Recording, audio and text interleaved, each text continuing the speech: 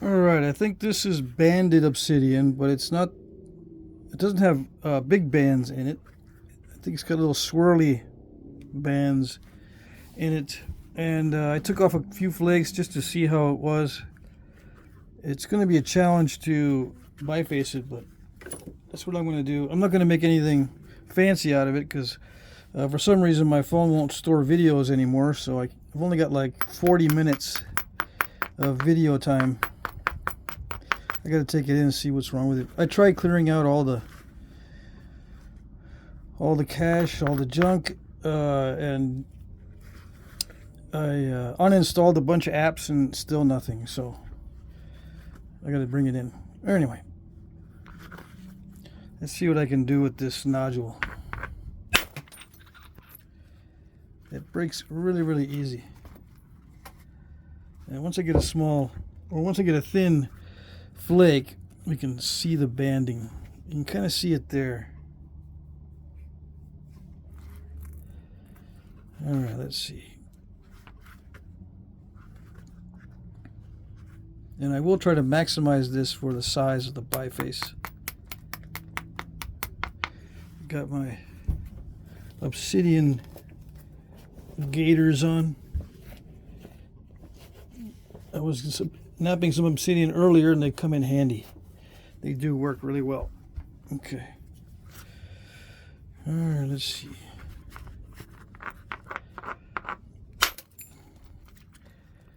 Very easy to overshoot this stuff. That looks pretty clear. So some of it might have bands in it, some of it might be clear. I thought I saw some bands in it earlier. It's smoky clear, it's not completely clear.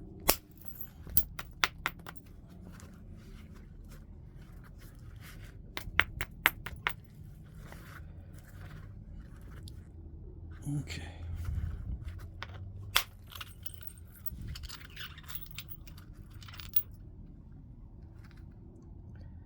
Yeah, why not?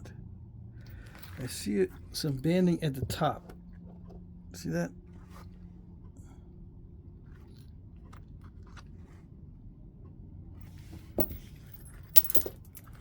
So it varies. Okay.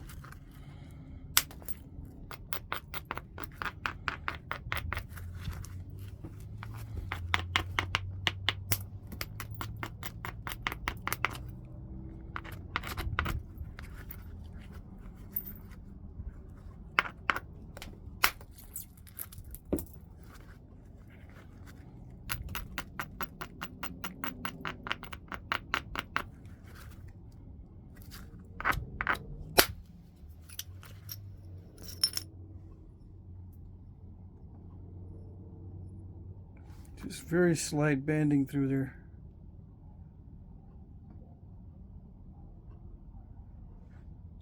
Okay.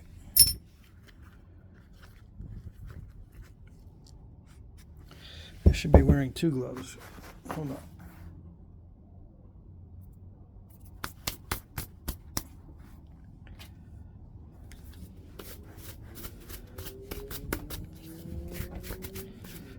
All right, let's see.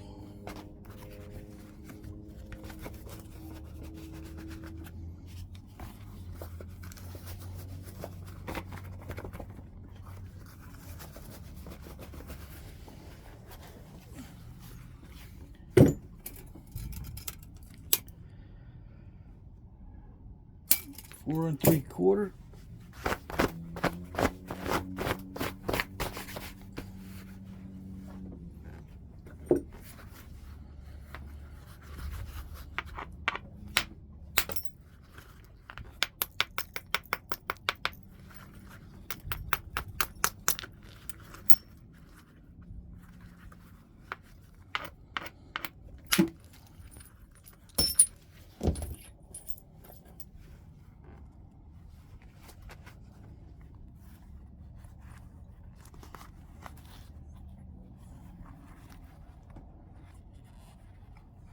Nice.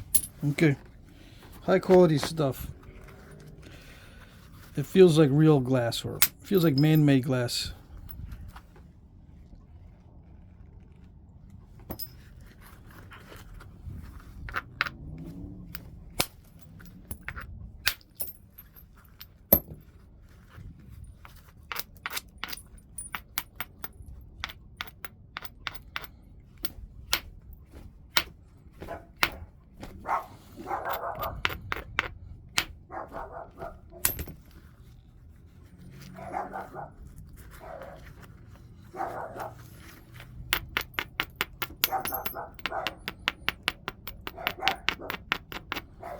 Still a little early, so the dogs are still out.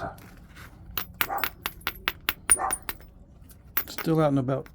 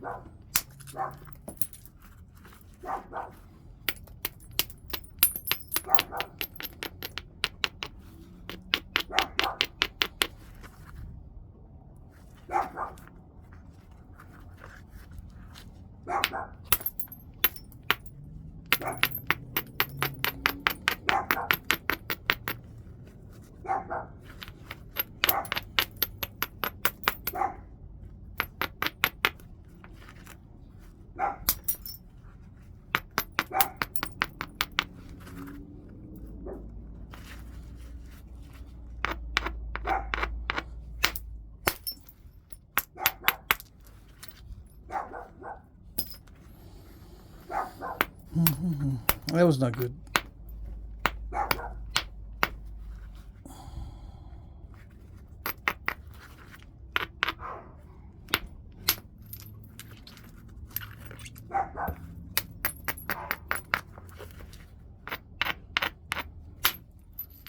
That was better.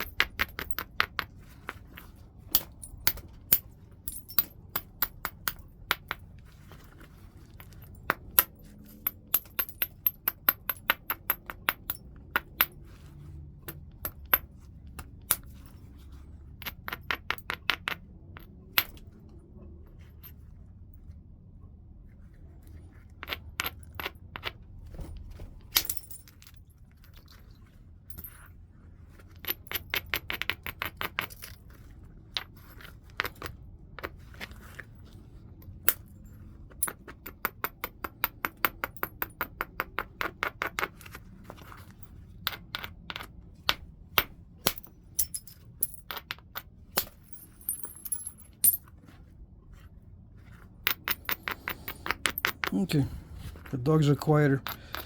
I'm not grinding very much at this stage, or abrading very much, because it's still kind of early. You know, and it takes up time if you don't need to abrade very much, I mean, if it doesn't make much difference, I'm just abrading with the front of the tool. As it gets closer to being more critical in terms of setting up the edges better, then I'll start abrading. But this is sufficient for now in the early stage. It just saves time, especially if you do a lot of these right after the other, like I was doing this morning.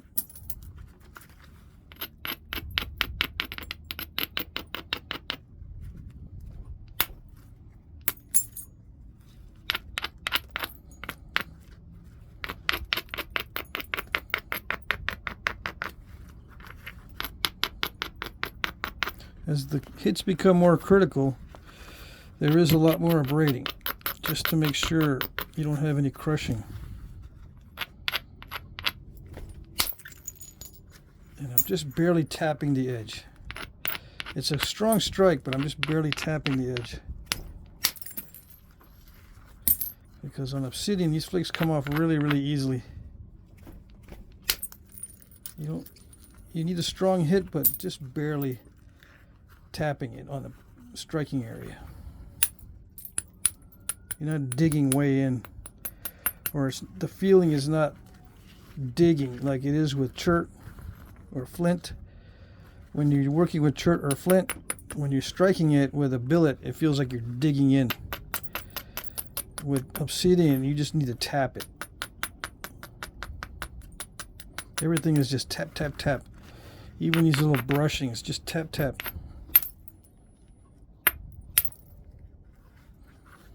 Everything is tap, tap, tap.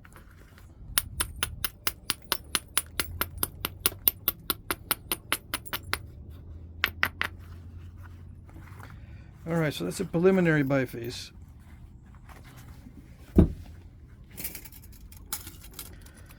Four and a quarter, so we lost about a ½ inch off the ends. Okay. Let's see. I'm going to move the flakes because you don't want to have any flakes below. In case you drop it, it'll drop on the flakes, and there it goes. Snap it right in half or whatever.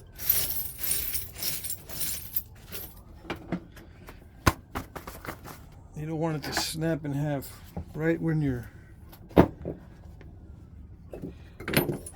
trying to thin it down, and you're just getting your last strike going to thin it, and it's the most critical strike of all, and you lose your focus and drop it right on the other flakes and then crack. Yep.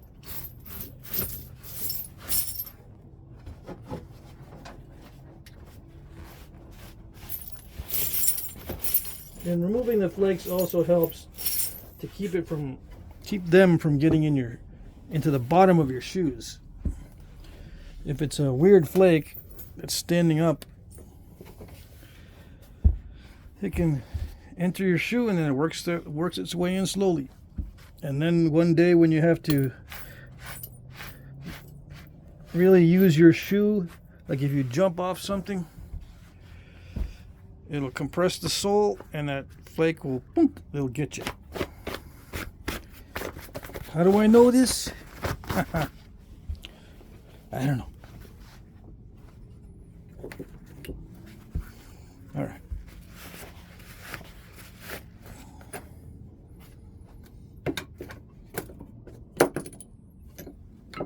It doesn't happen as often with chert. I just have all these issues with Obsidian. I have issues with it getting everywhere. Everywhere in my shop, everywhere in my shoes, everywhere in my hair, and up in the shirt collar. All these places.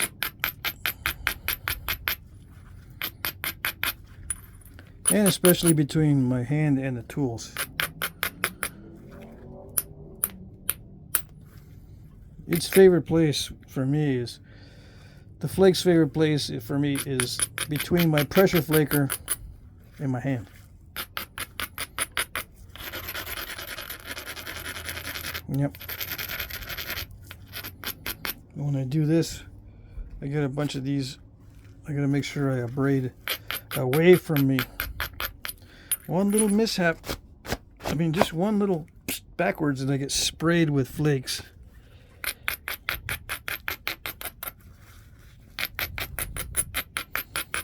All it takes is one of those in your eye, and they creep and crawl everywhere. Even the wind can blow them off your arm and into your face. How do I know this? I don't know.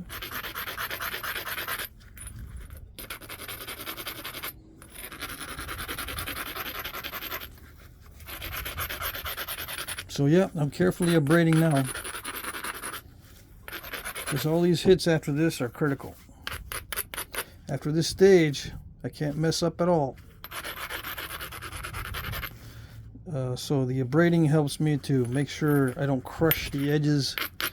This also gets rid of any of the weak spots that might have cracks in those spots. You don't want to hit here and then have a crack somewhere open up and go across.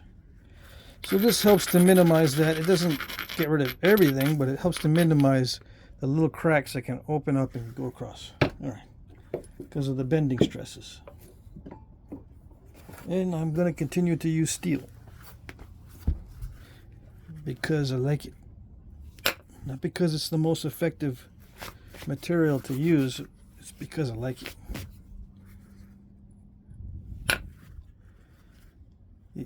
It does cause that kind of stuff. Crushy, very crushy. Very smashy on the Obsidian. Everything is just tap, tap. Very much just tap.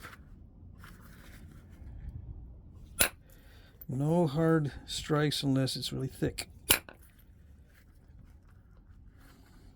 case you don't know, most nappers have had a lot of experience with Obsidian, so you know. It's just tap, tap, tap. But for those who just watch for entertainment, or just before you get into it, you just want to get familiar with it before you start napping it.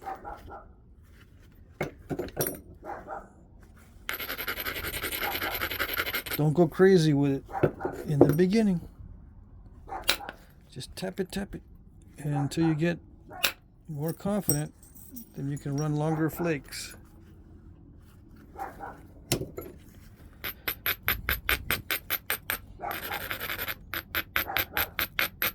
I used to tell people all kinds of different things when they asked me, what's the secret of long flakes? Platform angles, the striking angles, the direction of applied force. I used to go into all kinds of technical terms. It doesn't really help, because most of those guys, after I spend a lot of time explaining to someone how the physics or the mechanics work, they always say, can I just get you to show me one-on-one, like with a Zoom call? Because I still don't get it. Yeah, I know the angles of applied force. I know the abrading part. I know the tap.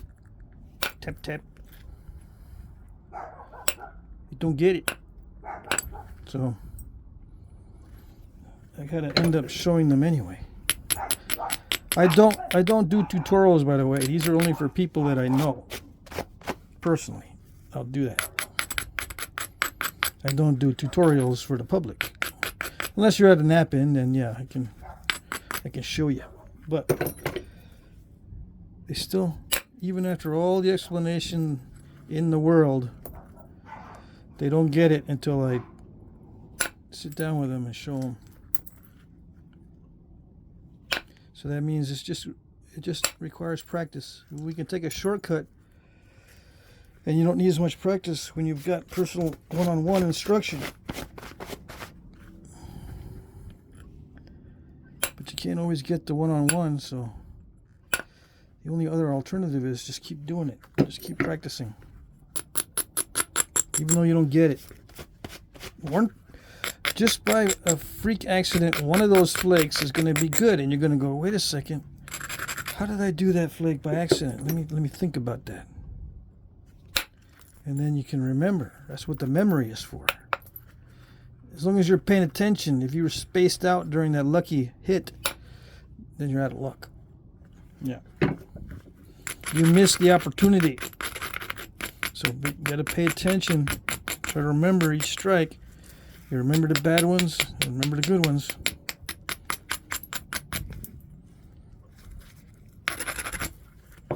That's what the memory is for. Look how clear that is. My goodness. So yeah, once in a while you'll get a lucky one, right? When you're new, and then it's your job to remember that. How did you do it?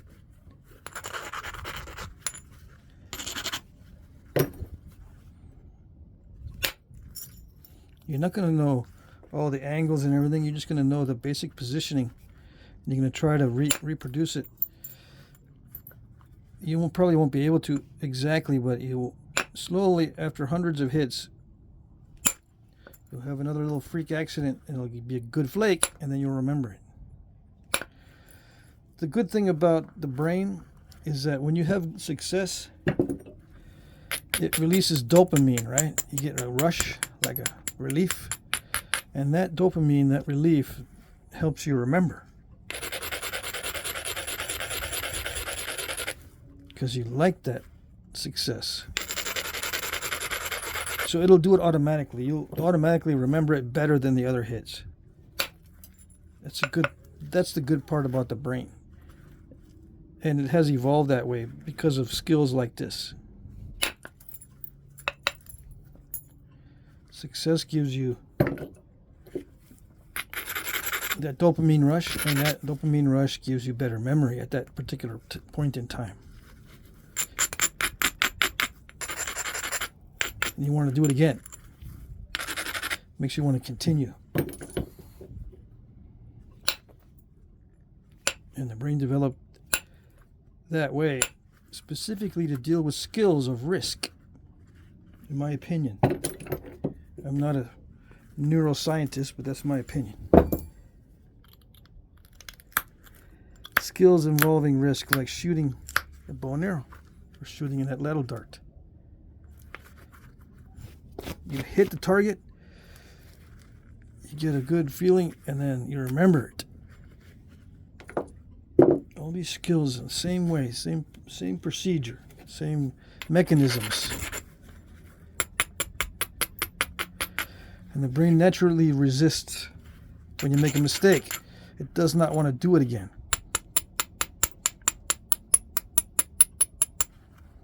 It tries to forget, because you get flooded with bad chemicals when it messes up. You get a flood of those bad chemicals and you'll forget. In most cases.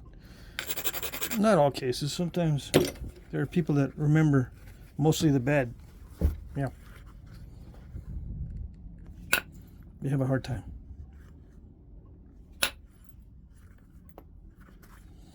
Okay.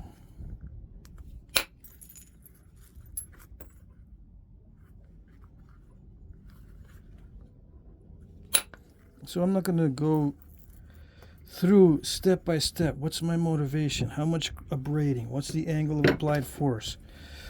What is the geometry of the tip? Is it smooth or is it kind of rough? Is it in between? Is everything an in-betweener?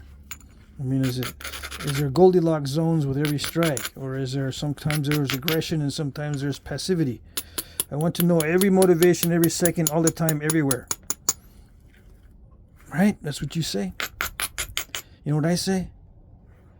I say forget that. Forget it. I tried it before. It doesn't help you. Nope. Because you end up, can you help me with a tutorial? I don't get it. I know everything, but I don't get it. Yeah.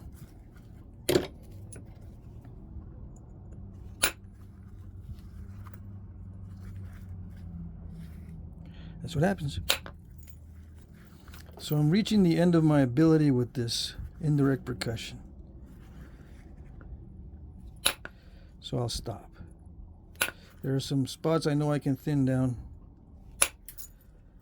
that aren't too difficult. But I'm starting to reach the end of my ability because I'm getting step fractures and I'm getting weird crushings and stuff on the edges.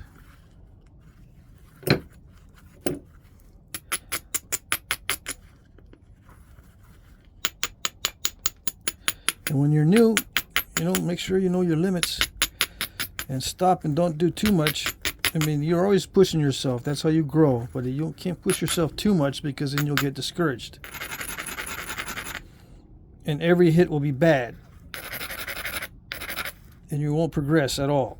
It's just the same old, same old. Stagnant in the bad zone.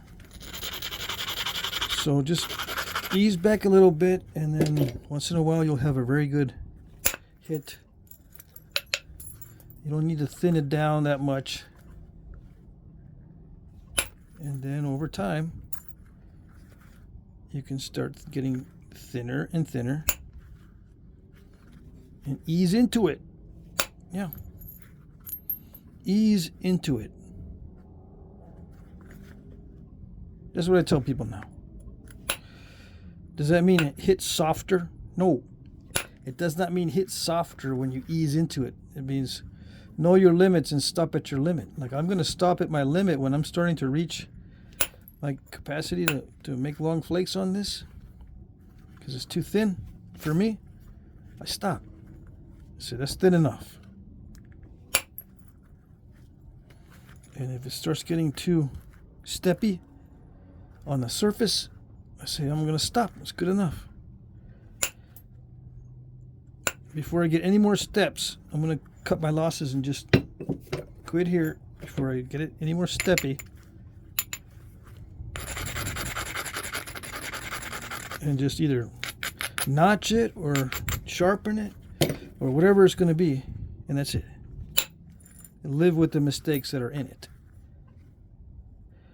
I once told somebody, and it was an aha moment for him. I said, if you set out to make a perfect point, you will not know when to stop and call it good, because it will never be perfect. Set out to make an imperfect point, and you'll be better off. And he went, oh, it's so simple. I was not able to stop. Now I can stop. So see, sometimes it's simple. Just plan on making a wonky, very steppy point. Doesn't work for everybody, of course. Some people, if they just think about a wonky, steppy point, they want to throw up. If you're that kind of person, then don't worry about it. Don't use that tactic.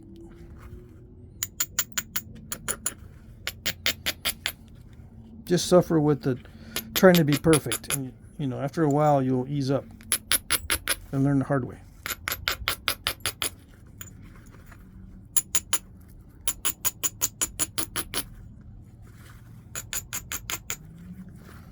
Okay.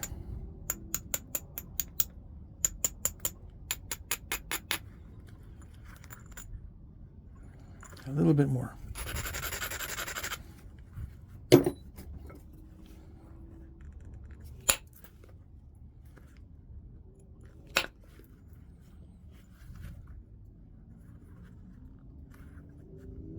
I want to get that out. Should I try to get that? I should. Because if I want to get it out, I should do it. Right? That's what this is about. This is about imposing our will on the stone. Yeah. This is about imposing our will. Because I can decide to make an arrowhead, but does that make it? If I decide to make an arrowhead, is it made? No. I have to actually do some stuff and impose my will on it. Just because I want to make an arrowhead doesn't mean it gets made just by wanting it.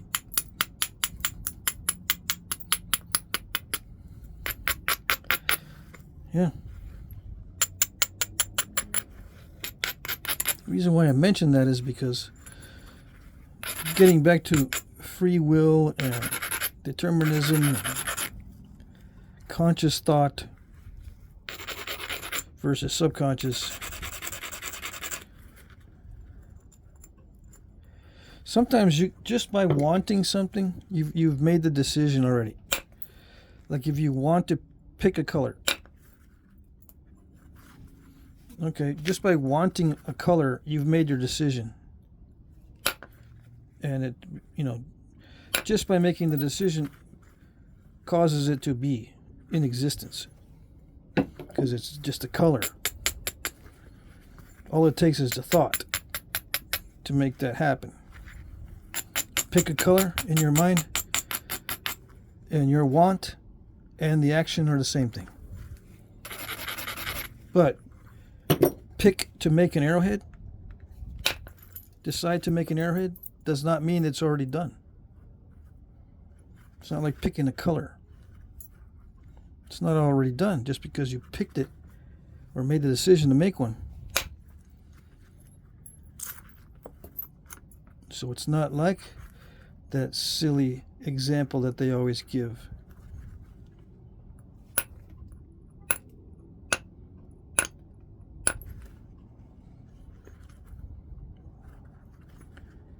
Alright, I got rid of it, right? I got rid of it, yes, while I was talking. While I was not really thinking too much about doing it.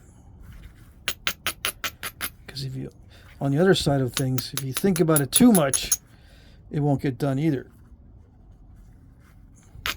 It won't get done just by thinking, but it also won't get done by thinking too much.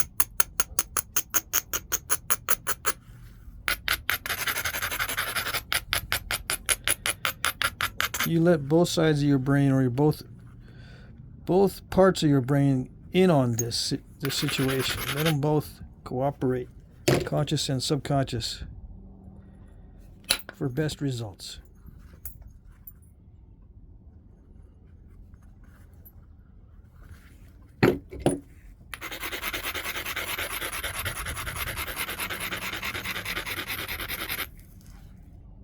So my subconscious does some of it and allows me to talk. Because I don't have to be thinking about this constantly. Now, is that thin enough? It's thin enough for most. Good enough for government work. Yep.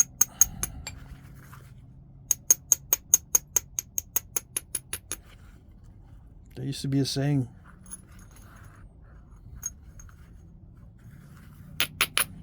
Mm-hmm.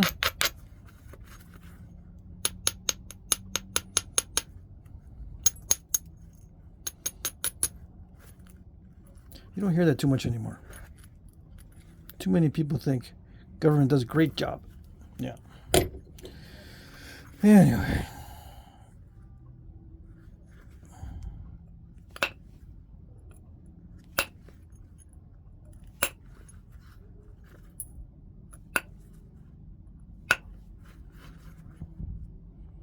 I'm going to stop. I will stop. I'm running out of time anyway. I can do a little bit of persnickety stuff on it.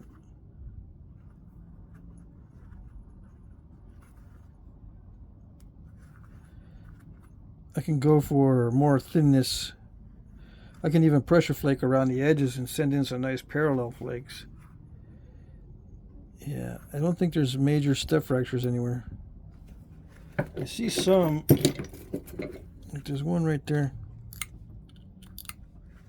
Undetached. I don't know. I can do a cleaning flake if I'm really, really careful. But the surface is kind of bumpy. A cleaning flake is kind of dicey. It might be counterproductive, and I might take too much off and install a curve. So if I can just pick some of that out. There it goes. See that? It wanted to dive in. This flake here, even though it's nice and long and big, it wanted to dive in. That's another danger of these long flakes. So yeah, hopefully you got something out of that.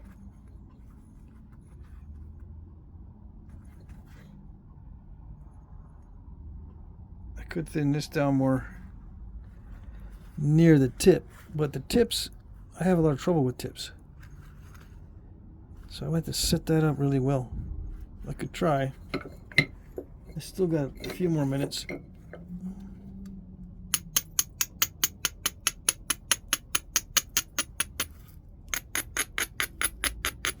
Send a flake in right there.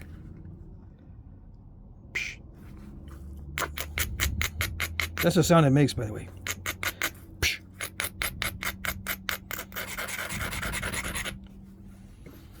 Let's see if it'll make the sweet sound of success. Did it do it? It did it. Did it try to dive? It tried. See that? But it's thinner now. It's a little wonky now. I took off too much. Yeah. Let's see if I can pick that out. I see some steppage going on. Come on. There it is. Yeah, see, that wanted to dive in there. Can't do that too much. Told you. But it did thin down the tip. Now all I need to do is, get some pressure on it. Get rid of that lump. Man, it looks all clean right here. I can do some pressure from the sides here and get rid of that. I can probably set this up somewhere where there's a clear path to take a cleaning flake, probably right through here. Clean this up.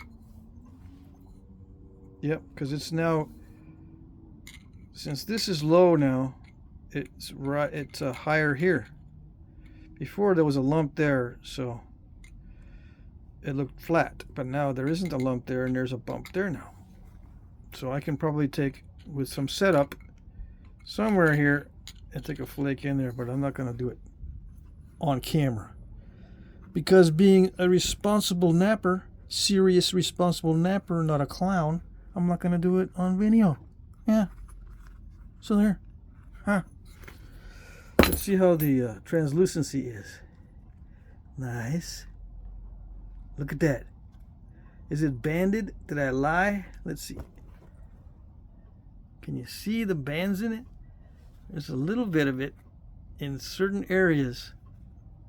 Right through there. Oh, let's see. I can't get a lamp on this. Can I get a lamp on this? There's banding. Little bit. It's like there's just wispy little bands in it. Yeah, there. I can see it right there. All right. So I didn't lie all that much. A little bit. You can see them. They're just wispy. Yep. Okay.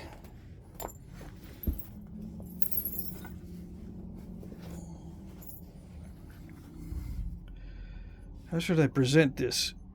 This just looks like a regular old piece of obsidian. But I guess that's what it is.